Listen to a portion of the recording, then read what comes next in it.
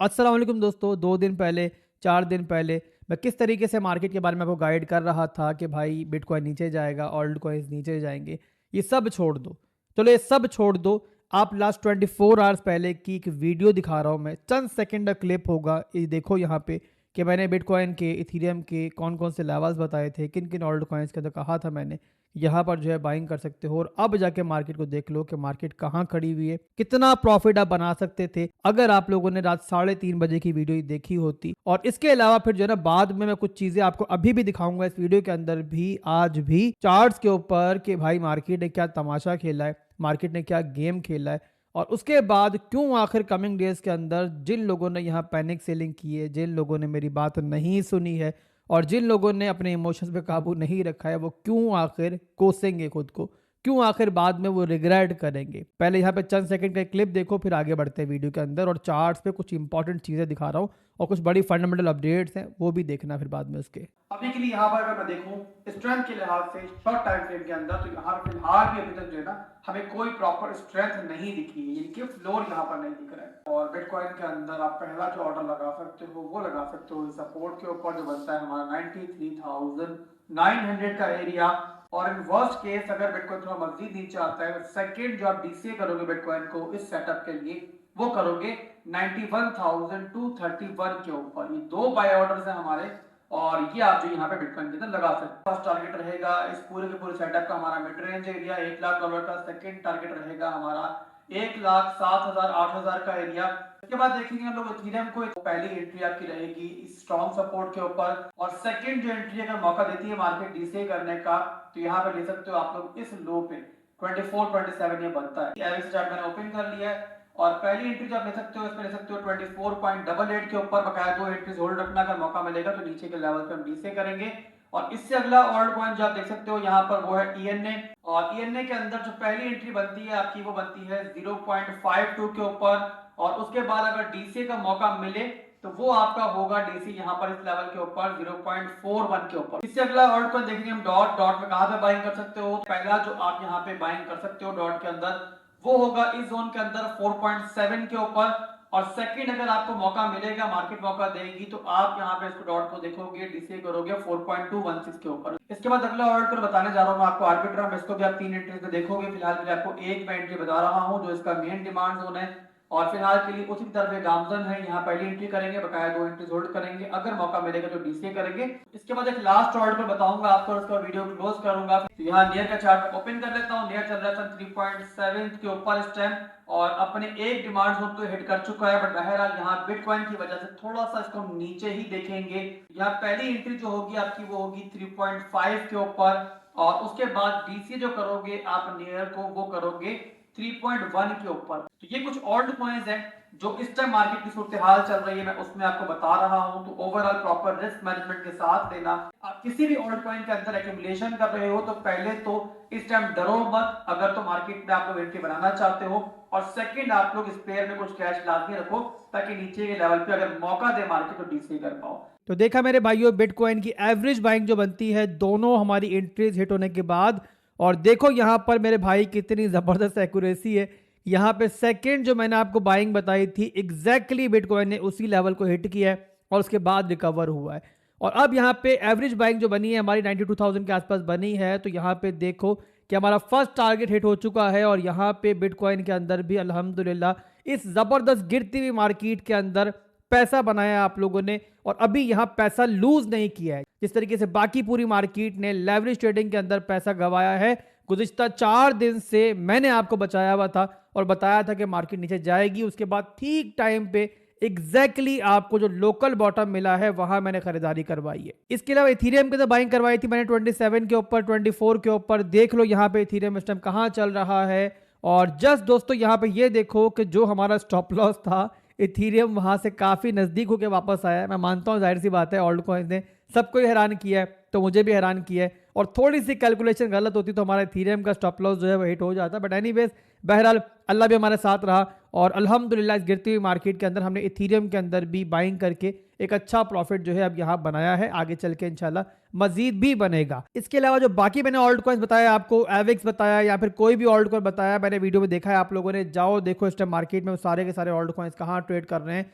तो लुबे लुबाब मेरे भाइयों, मॉरल ऑफ द स्टोरी यहाँ पे क्या हुई कि जब पूरी मार्केट यहाँ पे लिक्विडेट हो रही थी, गिरती मार्केट के अंदर लोग पैसा गंवा रहे थे, वहां पर 94,000 तक मैंने आपको बाइंग करने नहीं दी और बाकायदा ठीक टाइम पे आपको ओल्ड कॉइन्स की भी एंट्रीज दी यहाँ मैंने और बिटकॉइन की भी एंट्री दी है। तो यहाँ अल्हम्दुलिल्लाह यहाँ पे अच्छा प्रॉफिट जो है हम यहाँ बना के बैठे हुए हैं। अब यहाँ मेरे भाइयों आप डिसाइड करो कि यहाँ पे आपने शॉर्ट टर्म के लिए एंट्री ली थी या फिर मिड टर्म और लॉन्ग टर्म के लिए ली थी और उसी के हिसाब से आप आगे मूव करो। मैंने अपना काम किया अल्हम्दुलिल्लाह, एक दफ़ा फिर से आपको ठीक टाइम पे गाइड किया। अब आगे आपने फैसला करना है। इसके अलावा बहुत सारे लोग जाहिर सी बात है टॉप पे बाय करके बैठे हुए हैं ओल्ड कॉइन्स के अंदर, तो वो स्टिल एक हैवी लॉस के अंदर है। उन लोगों की बात यहाँ पे नहीं हो रही, जाहिर सी बात है। और उन लोगों के लिए मेरा मशवरा जो है वो पहले भी यही था, यानी कि जब बिटकॉइन 94,000 की तरफ जा रहा था तब भी यही था और इसके अलावा शाम वाली वीडियो के अंदर भी यही था कि भाई आप लोगों ने जो है ना पैनिक नहीं करना है, इमोशंस पे काबू रखना है। और जिन लोगों ने मेरी बात सुनी है मुझे उम्मीद है कि इंशाल्लाह वो कमिंग डेज के अंदर जो है ना खुद पे फख्र करेंगे कि उन्होंने इतने गंदे मौके के ऊपर जो है अपने इमोशंस पे काबू रखा। और जो लोग यहाँ पैनिक सेलिंग कर चुके हैं नीचे के लेवल्स पे, वो अभी भी जाहिर सी बात है रिग्रेट ही कर रहे होंगे, बट आगे चल के मुझे उम्मीद है कि वो ज़्यादा रिग्रेट करेंगे। बहरहाल दोस्तों यहाँ पे कुछ फंडामेंटल अपडेट्स हैं मेरे पास बड़ी बड़ी, पहले वो देखो आप लोग। और ये फंडामेंटल अपडेट्स देखने के बाद जो है ना फिर मैं आपको चार्ट पे कुछ चीज़ें दिखाऊंगा और उससे आपको आइडिया होगा, बल्कि खुद कहोगे आप लोग कि यार सारे का सारा ये तमाशा जो हुआ है मार्केट के अंदर, ये क्लियर मैनिपुलेशन दिख रही है। ज़ाहिर है मार्केट हमसे बहुत बड़ी है और यहाँ हम मार्केट को कंट्रोल नहीं कर सकते 100%, बट कुछ चीज़ें जो है ना वो आपको बहुत ऑब्वियस दिख रही होती है। तो आप खुद देखो और डिसाइड करो कि आखिर मार्केट में क्या हुआ था और आगे क्या होगा। आप यहाँ पहले वो फंडामेंटल अपडेट्स देख लो जो हमारे पास मौजूद है इस टाइम ताज़ा तरीन, उसके बाद दिखाते हैं आपको। पहली अपडेट जो मौजूद है हमारे पास, डोनाल्ड ट्रंप ने एक एग्जीक्यूटिव ऑर्डर जारी किया है और इस एग्जीक्यूटिव ऑर्डर के अंदर उन्होंने गवर्नमेंट को ये हिदायत जारी की है कि वो यहाँ पर जो है ना एक वेल्थ फंड बनाए जिसके अंदर जो है ना वो डिफरेंट चीज़ों के अंदर जो है इन्वेस्टमेंट करेंगे। और यहाँ पे कहने वाले ये कह रहे हैं कि भाई बेसिकली तो ये जो फंड क्रिएट किया गया है टिकटॉक को खरीदने के लिए किया गया है, बट उसके अलावा इस एग्जीक्यूटिव ऑर्डर के बाद जो है ना इस चीज़ की राह भी हमवार हुई है कि यहाँ पर ये लोग जो है ना आगे चल के बिटकॉइन को भी नेशनल रिजर्व में शामिल कर सकते हैं, यानी कि गवर्नमेंट की सतह पे क्रिप्टो की बाइंग की राह जो है हमवार हुई है। अब ये लोग क्रिप्टो की बाइंग करते हैं नहीं करते हैं ये चीज़ तो आगे चल के क्लियर होंगी, बट फिलहाल दोस्तों जस्ट ये आप देखो कि मार्केट में आज जो है इतना मैसिव क्रैश आया है, ओल्ड कॉइन्स को कोड़ियों के मुंह लेके चले गए ये लोग, बिटकॉइन को नीचे लेकर आए हैं, $10 बिलियन की लिक्विडेशन की है और उसके बाद ये एग्जीक्यूटिव ऑर्डर जारी किया है। तो आपको क्या लगता है कि सारे इत्तेफाक हो रहे हैं कि यहाँ मार्केट क्रैश की जा रही है और यहाँ पे बाइंग की राह हमवार की जा रही है? तो मेरे भाइयों सब कुछ जो है ना इत्तेफाक नहीं है, बहुत बड़ी गेम है बैकग्राउंड के ऊपर। इसके अलावा आप यहाँ पर जो है ना एक और अपडेट भी देख लो जो चंद मिनटों पहले ही हमारे पास आई है और टेलीग्राम पे मैंने शेयर भी की है कि सारा तमाशा जो लगाया था ट्रंप ने कि 3 मुल्कों के टैरिफ में इजाफा किया था, टैक्सेस लगाए थे हैवी उनके ऊपर, उनमें से कनाडा के ऊपर जो हैवी टैक्स लगाए गए थे वहां पे अपडेट ये है, कैनेडियन प्राइम मिनिस्टर ने एक प्रेस रिलीज जारी की है जहां पे उन्होंने बताया है कि जो टैरिफ उन पर लागू किया गया था उसको पॉज कर दिया गया और ये हुआ है ट्रंप और प्राइम मिनिस्टर की मीटिंग के बाद।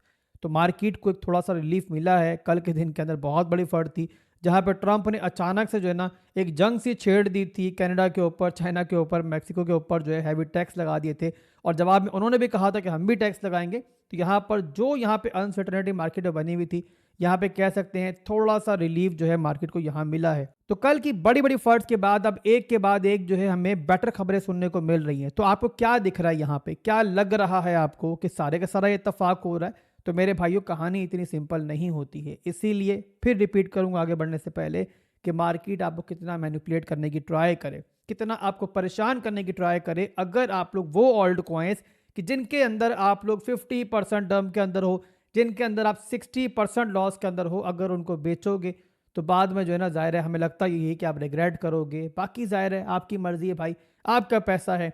फाइनेंशियल एडवाइस यहाँ पे कोई नहीं है, जो मैं खुद कर रहा हूँ, जो खुद मैं समझ रहा हूँ वही यहाँ मैं शेयर कर रहा हूँ।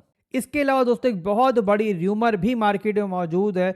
अब ये सच है झूठ है जाहिर सी बात है, फिलहाल के लिए हम इसे कंफर्म नहीं कर सकते, अगले 1 से 2 दिन के अंदर हमें कंफर्मेशन मिल जाएगी। और वो ये है कि कहा यह जा रहा है कि डोनाल्ड ट्रंप जो है ना कमिंग डेज के अंदर कोई प्रेस कॉन्फ्रेंस करने जा रहे हैं क्रिप्टो को लेकर, और कहने वाले ये कह रहे हैं कि डोनाल्ड ट्रंप जो है ना ये अनाउंस कर सकते हैं किस तरीके से यूएसए जो है वो क्रिप्टो वर्ल्ड के अंदर डोमिनेट करेगा। और इसके अलावा आर्टिफिशियल इंटेलिजेंस की, जहां पे चाइना ने अपना झंडा गाड़ा था, किस तरीके से यूएसए जो है इसका मुकाबला करेगा। और अगर ये प्रेस कॉन्फ्रेंस हो जाती है, यानी कि जो र्यूमर है अभी तक ये सच हो जाता है, तो आप समझ सकते हो कि मार्केट पे इसका क्या इंपैक्ट पड़ेगा। अब इसके बाद यहाँ पे मैं बिटकॉइन के और ऑल्ट कॉइन से कुछ चार्ट्स आपको दिखाता हूँ नेकेड आई से। आप ही डिसाइड करो यहाँ पे क्या जो कुछ मार्केट में हुआ है, यहाँ पे जो सिनेरियो बना है मार्केट के अंदर, क्या ये इत्तेफाक हुआ है या फिर यहाँ पे आपको भी कोई बड़ी मैनिपुलेशन दिखाई दे रही है। पहले देखो बिटकॉइन का चार्ट, एक डंप आया जिसको अल्हम्दुलिल्लाह हमने एग्जैक्टली पकड़ा, ठीक टाइम पे पकड़ा। बट इस डंप के बाद जो कैंडल बनी है, इसको देखकर आपको क्या दिख रहा है, ये देखो यहाँ पे मार्केट कितनी स्पीड से डंप हुई थी, बिटकॉइन कितनी स्पीड से डंप हुआ था। बट उसके बाद जो कैंडल बनी है, ये आपको क्या दिखा रही है कि मार्केट को डंप किया गया है और उसके बाद एक लंबी विक बनी है। और अब यहाँ बिटकॉइन दोबारा से फिलहाल के लिए यहाँ पे 1 लाख से ऊपर ट्रेड कर रहा है। उसी के साथ वीकेंड के ऊपर जो सीएमई गैप बना था, जो कि लास्ट वीडियो के अंदर भी मैंने कहा था कि मार्केट फिल्ड आउट करेगी, वो भी यहाँ फिल्ड आउट हो चुका है बिटकॉइन के बाद। अब अगला चार्ट आप देखो इथीरियम का। इथीरियम के अंदर आपको क्या दिखाई दे रहा है, ये देखो यहाँ पे एक कैंडल के अंदर भाई इथीरियम यहाँ से डंप हुआ है और सारी लिक्विडिटी उड़ाई है इथीरियम ने। ये यहाँ पे उड़ा दी लिक्विडिटी, यहाँ पे उड़ा दी, के बाद देखो वापसी हुई है। अब इतनी लिक्विडिटी उड़ाने के बाद जहाँ पे क्लोजिंग होती हुई हमें दिख रही है, ये वही रेंज है जहाँ से सारी कहानी स्टार्ट हुई थी। तो मेरा ख्याल है कि अभी तक जो है ना आपको समझ में आ रहा होगा क्यों आखिर यहाँ पे मैं आपको शाम वाली वीडियो में कह रहा था कि आप लोगों ने पैनिक नहीं करना है। और ये टाइम ऐसा है कि यहाँ पे जो लोग पैनिक सेलिंग करेंगे वो खुद को बाद में कोसेंगे, रिग्रेट करेंगे। इसके बाद दोस्तों अगला चार्ट दिखाता हूं मैं आपको बिटकॉइन डोमिनेंस का। बिटकॉइन डोमिनेंस ने बहुत बड़ा पंप लिया कल के दिन के अंदर, बहुत अनएक्सपेक्टेड पंप लिया। और बिटकॉइन डोमिनेंस के पंप होने का मतलब ये है कि पैसा ऑल्ट कॉइन से निकला और बिटकॉइन में गया। ये डेली कैंडल देखो जरा यहाँ पे, तो ये कैंडल आपसे ये कह रही है कि पहले पैसा निकाला है ऑल्ट कॉइन में से, बिटकॉइन के अंदर डाला है, इसी वजह से डोमिनेंस पंप हुई है बिटकॉइन की।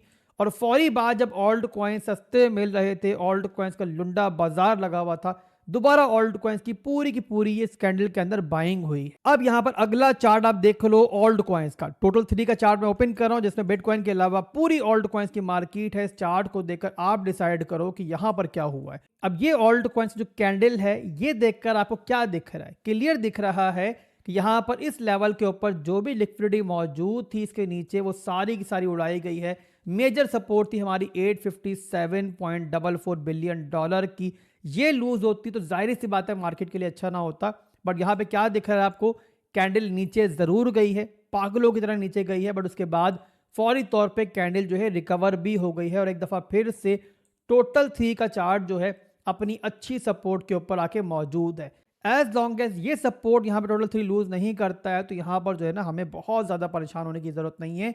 और इसके अलावा अगर मैं चार्ट बड़ा करूँ तो आपको दिखाई देगा कि टोटल 3 के ऊपर जो है ना एक मैसिव कप एंड हैंडल का पैटर्न बन रहा था। नवंबर के महीने में इससे ब्रेकआउट मिला था, बट उसके बाद जो है ना रीटेस्ट नहीं हुआ था ये।